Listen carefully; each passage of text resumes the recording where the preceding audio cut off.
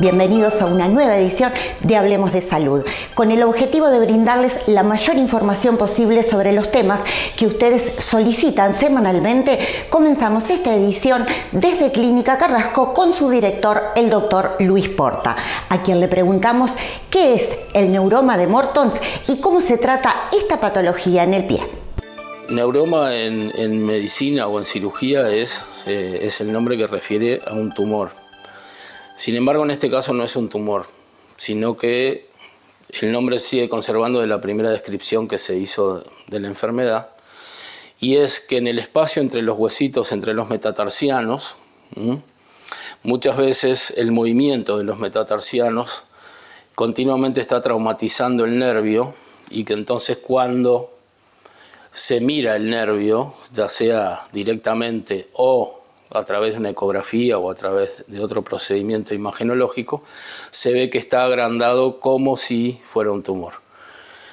Sin embargo, eso lo que hay que hacer es liberar ese nervio de las presiones que tiene, porque claro, esas cajas anatómicas que tienen huesos a los costados y tejidos muy fuertes que no se extienden arriba y abajo, cuando hay alguna razón, digamos, de un funcionamiento que no es el correcto, entonces el nervio es el primero que sufre y da dolor.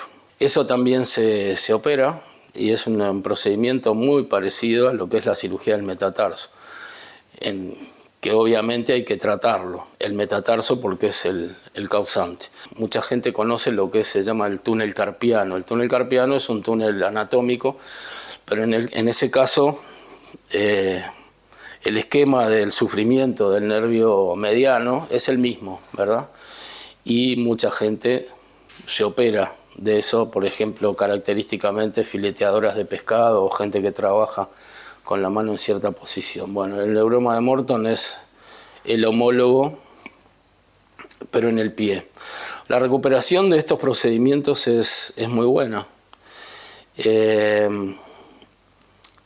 Al ser una cirugía con esa mínima invasión o participación, todos los elementos vasculares están conservados y sobre todo lo que llamamos vaina anatómica de los huesos, que es todo lo que está alrededor y lo contiene, eso está intacto. Entonces, por eso, más allá del trabajo que se hace, el hueso queda estable y por eso no hay que usar otros elementos para dejarlo estable, justamente.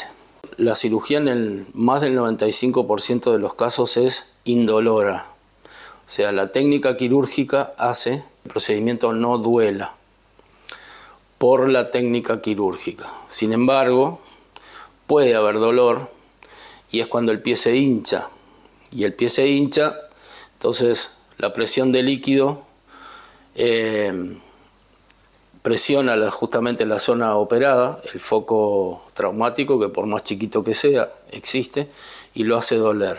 Y además esa hinchazón no es caprichosa, la hinchazón es por el calzado que nosotros usamos, que al no dejar hacer toda la flexión dorsal del pie, interfiere con el mecanismo normal de bombeo que tenemos, que es la pantorrilla. En cada paso, cuando levantamos el talón, la pantorrilla bombea la sangre hacia arriba.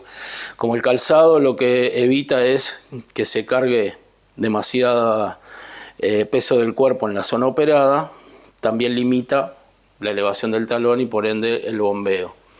Entonces es lo único de lo que tiene que estar pendiente, digamos, el paciente. Me duele, me molesta o siento el pie hinchado, lo pongo para arriba como nosotros le mandamos en unos videos, 45 grados, hacemos que nos paramos en punta de pie, eso saca hinchazón y cualquier molestia en 5 minutos. Y en este espacio de odontología, la doctora Laura Sánchez nos dice por qué es importante consultar cuando tenemos dolor o tensión en la boca. Hoy en día es cada vez más frecuente que los pacientes nos consultan porque sienten que tienen un dolor en la boca y no saben por qué. Entonces, ante un examen clínico no tiene caries, no tiene enfermedad periodontal, pero ellos sienten mucha presión en la boca. Eso se debe a que alguna de las piezas han perdido su equilibrio por muchas tensiones al apretar los dientes. Entonces, clínicamente, ¿qué vamos a ver? Vamos a ver piezas que están desgastadas, piezas que antes estaban con su anatomía correcta y ahora empiezan a perder parte de su superficie. Eso genera toda una cascada de consecuencias en lo que es el sistema estomatognático, o sea, en lo que es los músculos, la articulación, que empiezan a estar en una posición diferente a la que biológicamente tendrían que estar para un correcto funcionamiento. Lo que hacemos en esos casos es siempre rehabilitar pensando en recuperar un sistema que está en una posición incorrecta, a través de restauraciones, a través de sistemas paliativos como una placa para el descanso, para reposicionar, pero lo que queremos transmitirles es que cuando los pacientes sientan alguna molestia, tanto sea muscular o que realmente tengan conciencia que están apretando los dientes, no duden en consultar, porque si bien no estamos hablando de una patología de caries o una patología que afecte la función o la estética, sí está generando una gran consecuencia en todos los componentes del sistema estomatognático. Los huesos del paciente se van a empezar a reabsorber, van a empezar a tener retracciones y muchas veces también empiezan a tener sensibilidad. Hay tratamientos paliativos como las placas de relajación, las placas que van a reposicionar el sistema para una correcta oclusión y que la fuerza se deriven al macizo craneofacial donde no generan patologías, y también hay tratamientos rehabilitadores para recuperar esa sustancia dental que se perdió y volver a restablecer esa correcta mordida, esa correcta oclusión. Por eso le transmitimos que ante dolores musculares o que realmente el paciente tenga conciencia de que está pasando en una etapa de su vida que está con mucha tensión y se dé cuenta que está apretando los dientes, es importante consultar por las consecuencias musculares y toda la alteración del sistema que está sufriendo. Siempre estamos a las órdenes y recuerden que un diagnóstico a tiempo es lo mejor, es el mejor tratamiento que podemos hacer para mantener la boca en salud.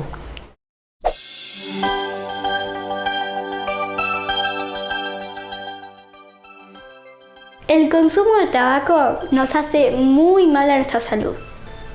Nos puede llegar a hacer daños respiratorios y mucho peor a tener cáncer. Por eso, si vemos a una persona que está fumando y si está fumando dentro de un lugar, es mucho peor porque perjudica su salud y las que están alrededor.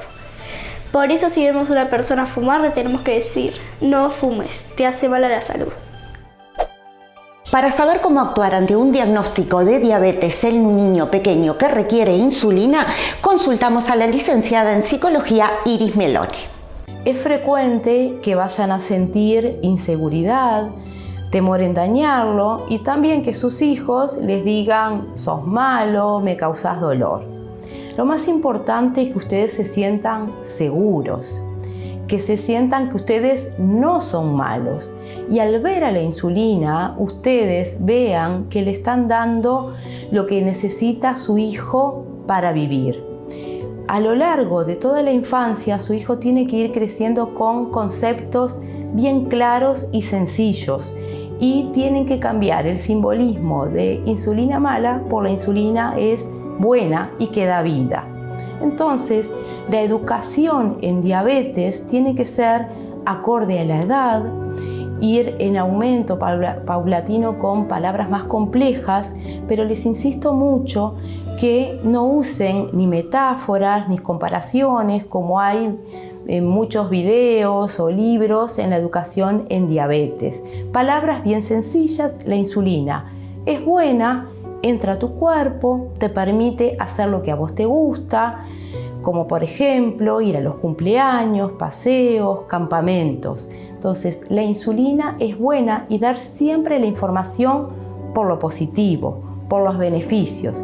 Y aunque su hijo haga transgresiones, coma a escondidas, nunca le den la información o le hablen de: si no haces esto, te va a pasar esto. Jamás por las consecuencias o las complicaciones.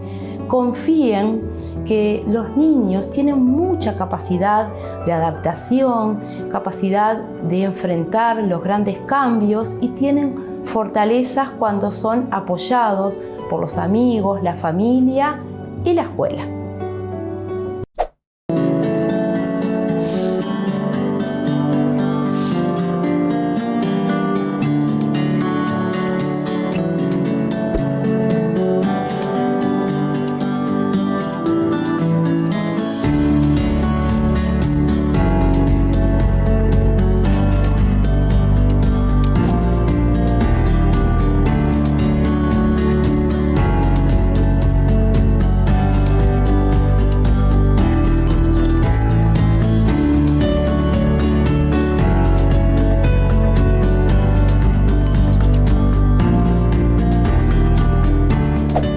En Círculo Láser creemos que la tecnología se debe al bienestar de las personas. Por eso, hace más de 29 años que brindamos la mejor atención basada en los pilares de la excelencia y la calidad.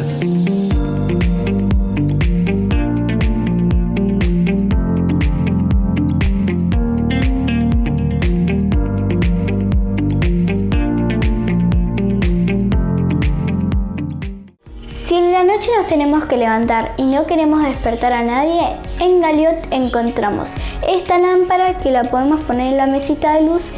Es muy práctica y además es muy fácil de prender. Solo tiramos de la piolita y se prende.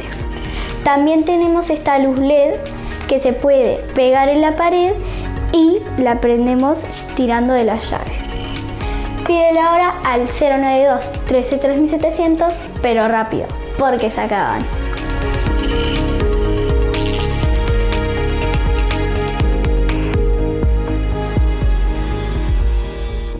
Aderama. Somos la Asociación de Residenciales del Uruguay. Brindamos asesoramiento legal a propietarios de residenciales, cursos de capacitación, talleres y seminarios gratuitos a cuidadores de residenciales asociados. Estamos junto a ustedes desde 1999. Infórmese al 099 107 950 www.aderama.org.uy. Y en esta oportunidad, Claudia Gentilini nos dice cómo asesoran desde Aderama a los profesionales en lo que se refiere al preparado de la medicación de sus residentes. El equipo asesor de Aderama siempre hace hincapié cuando asesoramos a los titulares de residenciales sobre el tema armado y administración de la medicación, porque son de mucha responsabilidad y depende de esto la salud del residente. La enfermería es el lugar físico donde se encuentra la medicación y las historias clínicas. La medicación se guarda en muebles con llave, en cajas individuales que están rotuladas con el nombre, apellido y cédula del residente. También se guarda aparte en otro mueble con llave la medicación que ya es preparada para la semana en pastilleros. ¿Cómo se prepara la medicación dentro de un residencial? Es importante siempre tener la planilla de medicación a la vista. Esa planilla va a tener toda prescripta la medicación que indicó el médico tratante. Droga, dosis y horarios de los medicamentos que se le tienen que administrar al residente. Para preparar la medicación se agarra un residente y se hace la medicación de todo el día de ese residente hasta terminarlo. ¿Cómo se prepara la medicación? Se corta el blister dejando la pastilla adentro sin sacarla del blister. Se pone en el pastillero. Si tuviera que cortar una pastilla a la mitad, porque tiene indicada media dosis, lo que se hace es envolverla en papel de aluminio para que este empaque la proteja del medio ambiente y no pierda el efecto que tiene que tener a la hora de la ingesta. Todo esto se debe realizar con las manos limpias, utilizando guantes si es mucha la medicación que tengo que preparar, en un lugar limpio y que no haya distracciones. Es importante ir anotando la medicación que me va a hacer falta para el próximo armado y pedirle al familiar entre 7 y 10 días antes de que se termine la medicación. Así le doy tiempo a repetir la medicación con su médico tratante o a traer la medicación. Es importante cuando el familiar ingresa la medicación al residencial, llevar un control de la misma, anotar las dosis que trae, la cantidad de cajas, la cantidad de medicamento.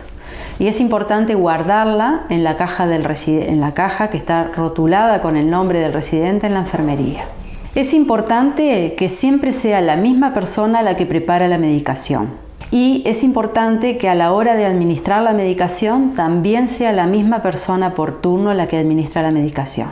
Esta va a ser la última persona que va a detectar si hay algún error en el armado de la medicación antes de administrársela al residente. Si la persona que administra la medicación tiene dudas en el armado de la medicación porque ve que hay más cantidad de pastillas de lo habitual o cambia el color de la medicación, es importante que antes de administrar la medicación se saque esas dudas consultando a la persona que armó la medicación o al director técnico para ver si hubo un cambio en la indicación médica o si cambió el laboratorio y por eso cambió la forma o el color del medicamento. Es muy importante a la hora de administrar la medicación que siempre sea la misma persona por turno la que administra la medicación al residente. Tiene que controlar que sea la dosis adecuada, el horario adecuado y la vía de administración adecuada. Es muy importante antes de administrar la medicación identificar al residente. Y si todo esto está correcto, recién ahí administramos la medicación al residente. Es muy importante que recuerden, la preparación y administración de la medicación son de mucha responsabilidad. Es por eso que Aderama hace hincapié en asesorar a los residenciales socios en este tema. Nuestra asesora, la doctora Gabriela Novello, nos habla hoy sobre reconstrucción mamaria y nos dice para qué pacientes está indicado este procedimiento. En pacientes oncológicos, o sea, por cáncer de mama, así como por otro motivo de otra patología oncológica a nivel de este sector, como puede ser también por quemaduras o traumatismos. La reconstrucción mamaria implica un conjunto de tratamientos que se realiza habitualmente de forma paulatina en diferentes etapas quirúrgicas para lograr una región mamaria simétrica con el lado contralateral y armoniosa y lo más parecido posible a la región mamaria previa. Dentro de las reconstrucciones mamarias, el primer ítem es lograr el volumen en esta zona. Para lograr el volumen se puede realizar mediante colocación de una prótesis mamaria o mediante colocación de un expansor o mediante confección de un colgajo, de tanto colgajo dermograso o muscular. De esta forma lo que logramos es dar y aportar tejido a la zona para dar el volumen a la región. El siguiente paso que se debe realizar es confeccionar lo que es la areola y el pezón, que en muchas pacientes que se realizó la mastectomía se resecó la areola y pezón, por lo cual el paciente es fundamental que sepa que se puede realizar la reconstrucción de esta área. La areola se reconstruye mediante un injerto de piel o mediante tatuaje con pigmentos del color de la areola contralateral, y el pezón se realiza mediante colgajos locales para darle proyección a esta área. ¿Sí? Muchas veces estas cirugías requieren retoque en la evolución para lograr una simetría con la mama contralateral, así como también armonía en esta región. Pero es fundamental que el paciente consulte si sufrió estas patologías para poder realizar la reconstrucción, porque influye mucho en el autoestima de la persona, en la vida de relación, así como también en la vida en pareja, que pueda lograr un resultado satisfactorio.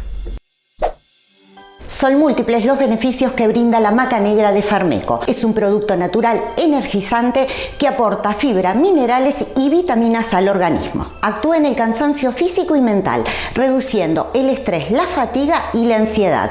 También mejora la memoria y fortalece el sistema inmunológico. La maca negra de Farmeco la encuentra aquí, en la Farmacia Ecológica del Uruguay. Residencial Biltmore. Centro de larga estadía para las personas mayores. Brindamos asistencia integral y rehabilitación con distintos grados de dependencia en amplia sala de fisioterapia. Contamos con un equipo multidisciplinario, enfermería de nivel sanatorial y sala de agudo, personal certificado en primeros auxilios, reanimación cardiopulmonar y DEA.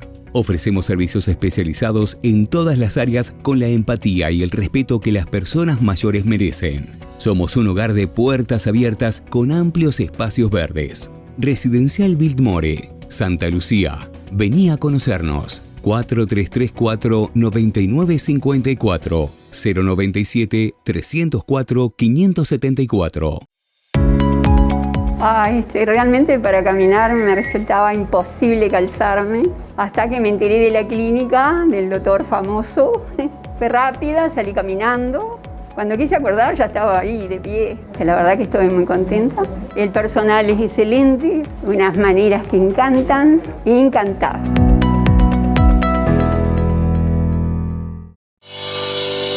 Farmeco, Farmacia Ecológica del Uruguay. La pitoxina es un antiinflamatorio natural, muy recomendado para problemas de artritis, artrosis, no tiene contraindicaciones ni produce alergias. Presentación en crema, tabletas o gotas. Farmeco, 2-403-2341, 095-854-532, www.farmeco.com.uy.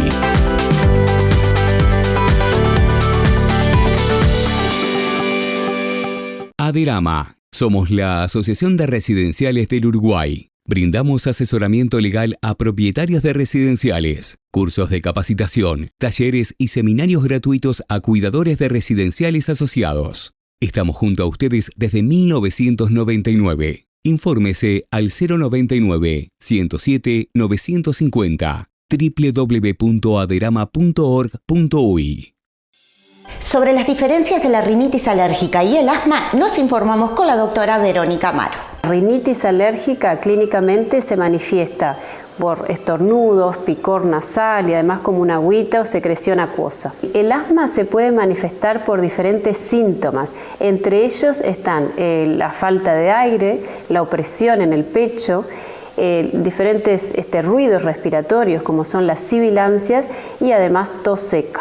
Los desencadenantes de los síntomas del asma y de las crisis asmáticas, entre ellos se encuentran todas las infecciones respiratorias, el ejercicio físico, los cambios de clima y además los diferentes alergenos, que entre ellos están el polen, los ácaros del polvo y la caspa de los animales.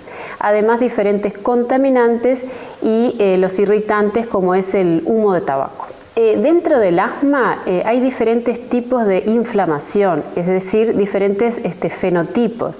Entre ellos, el alérgico es el más frecuente en los niños y adolescentes, aproximadamente más de un 60%. El asma y la rinitis alérgica están muy relacionadas, es decir, que todo lo que es la inflamación de la vía aérea superior produce peoría de los síntomas del asma y además puede producir obstrucción bronquial.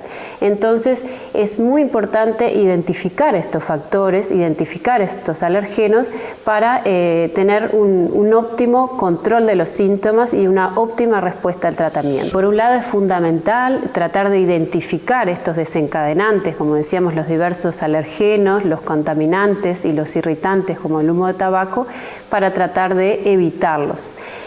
Por otro lado, tenemos que evitar el humo de segunda y tercera mano, es decir, no fumar en el hogar, no fumar dentro de los vehículos y evitar la exposición ante el tabaquismo en la vía pública.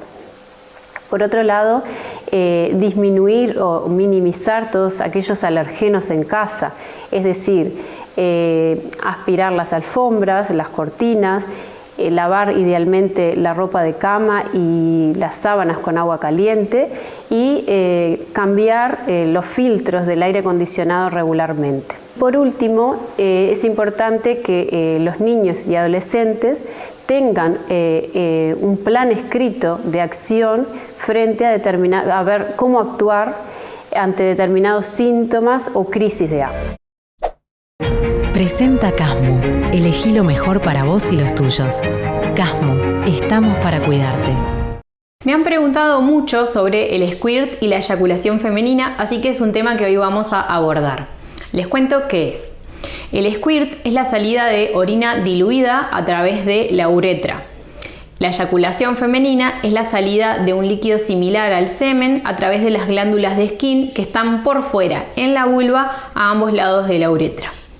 Esto puede suceder asiduamente en algunas personas y en otras no, se puede dar en conjunto o por separado, pero son cosas diferentes. El squirt no es lo mismo que la eyaculación femenina. Podemos haber visto estos términos por la asiduidad o la frecuencia que tienen en las películas pornográficas, donde se asocia que orgasmos con squirt o con eyaculación femenina son mucho más intensos y más duraderos. Entonces, la duda que generalmente tienen las personas es cómo lograrlo. Pero la realidad es que solo el 10% de las personas lo logra frecuentemente y aún así esto no implica necesariamente que el orgasmo sea más intenso, ya que se puede dar antes, durante o después del mismo, pero no tiene nada que ver con la intensidad del placer que se siente. Es simplemente algo fisiológico. Algunas personas lo tienen, otras no, de manera más o menos frecuente, pero no es algo que vaya a cambiar cómo se vivencia el orgasmo. Muchas personas intentan lograr squirt, buscan técnicas en internet como para complacerse o complacer a sus parejas, pero la realidad es que el orgasmo se llega a la manera de cada una y no hay que presionarse en lograr o conseguir algo que en realidad no va a cambiar cómo vivenciamos el orgasmo o el placer. En suma, el orgasmo no tiene nada que ver si hay squirt o no hay squirt, en cómo se vivencia y en qué también se siente. Y además, a tener esto en cuenta, la eyaculación femenina y el squirt no es lo mismo, son cosas diferentes y en realidad pueden suceder de manera conjunta o por separado, ya sea antes, durante o después del orgasmo. Son muchas las consultas que hemos recibido sobre dolores menstruales y quien responde a estas interrogantes es la doctora Ariadna Causade. Normal no existe, el dolor menstrual no debe existir, puede sentir una molestia como un dolorcito de panza, muy suavecito. Dolor menstrual, de ese dolor menstrual que me quiero acostar, que me arrollo, que me duele, que tengo estado nauseoso, que es la presencia de tejido endometrial de adentro del útero, fuera del útero, que puede justificar esos dolores menstruales y que es una entidad muy importante. Así que es el primer error que generalmente arrastramos. Segundo error. No vine a consultar en los últimos años porque en realidad no me dolía nada, estaba bien, me sentía bien. No, eso es un error. Eso justamente la prevención se basa en consultar a todo médico, no solamente el ginecólogo, cuando no sentimos nada, porque es ahí donde podemos actuar previniendo algunas enfermedades o detectándolas en edades o etapas muy tempranas. Otro error común, sí, a mí me asusta un poco el cáncer de cuello porque mi mamá, mi abuela, mi tía tuvieron cáncer de cuello y tengo miedo de tenerlo. No, el cáncer de cuello del útero paradojalmente no es hereditario. Debe ser uno de los pocos cánceres que no son hereditarios y que están relacionados a la infección por el virus del papiloma humano. Otro error que generalmente arrastramos. Otra cosa, ¿qué es lo que pasa a veces cuando voy al médico y dice, bueno, doctor, paciente, venga señora por acá que la voy a tactar? No, ¿qué me va a hacer? ¿Me va a poner los dedos? Ese es un error que arrastramos ahora porque se ha realmente aumentado la posibilidad de la realización de las ecografías, que están perfectas porque podemos detectar patologías preventivas. Pero ¿qué pasa? El tacto vaginal muchas veces es una mínima pero simple herramienta que tenemos los ginecólogos para detectar patologías de una manera bien simple. Así que son errores que arrastramos, que pensamos que está todo bien y sin embargo estamos equivocadas. En este segmento hablaremos sobre accidentes cerebrovasculares con la doctora Diana Iorio. La ACV es la sigla que significa ataque cerebrovascular y es una condición neurológica que resulta de la obstrucción de una arteria o de la rotura de la misma con la consiguiente disminución del flujo sanguíneo en un área del cerebro. Cuando sufrimos una ACV, esto, como su definición lo indica, es una condición que se produce en forma brusca, repentina, súbita y va a determinar síntomas que van a tener que ver con la localización de ese ACV, con el lugar donde se obstruyó o se rompió esa arteria que produjo una disminución de la oxigenación al tejido cerebral que depende de ella. Bien, el ACV es una condición que se produce en forma brusca, pero no podríamos decir que es una enfermedad silenciosa, es decir, hay condiciones o hay situaciones que tienen que ver con la salud y el estado de las personas que nos pueden predisponer a la realización de una ACV. Y esas condiciones que nos predisponen tienen que ver sobre todo con lo que llamamos los factores de riesgo vascular. Esos factores de riesgo vascular son compartidos con personas que sufren afecciones de su aparato circulatorio, como es, por ejemplo, los que sufren del corazón. O sea, el problema allí es a nivel de las arterias y las arterias cerebrales comparten los mismos factores de riesgo que tienen las arterias de otras partes del cuerpo. Entonces, cuando decimos, no podemos decir que es silenciosa, porque si sabemos que tenemos factores de riesgo vascular, y paso a enumerar los cuales son la hipertensión arterial, la diabetes, el hábito de fumar, el exceso, el sobrepeso, el sedentarismo, el alcoholismo, el consumo de alcohol en exceso, la presencia de alguna arritmia, en especial la fibrilación auricular, sabemos que son condiciones que pueden predisponer a la realización de una ACV. Y esas condiciones pueden no ser silenciosas. Si uno tiene controles regulares, controles periódicos, controla su salud, tiene un estilo de vida saludable, está evitando que estas condiciones se desarrollen y puedan terminar produciendo una ACV. Y en el final de este programa nos despedimos recordándoles que su salud es lo más importante, que prevenir enfermedades es un compromiso de todos y que nosotros los esperamos aquí la próxima semana en la pantalla de su canal.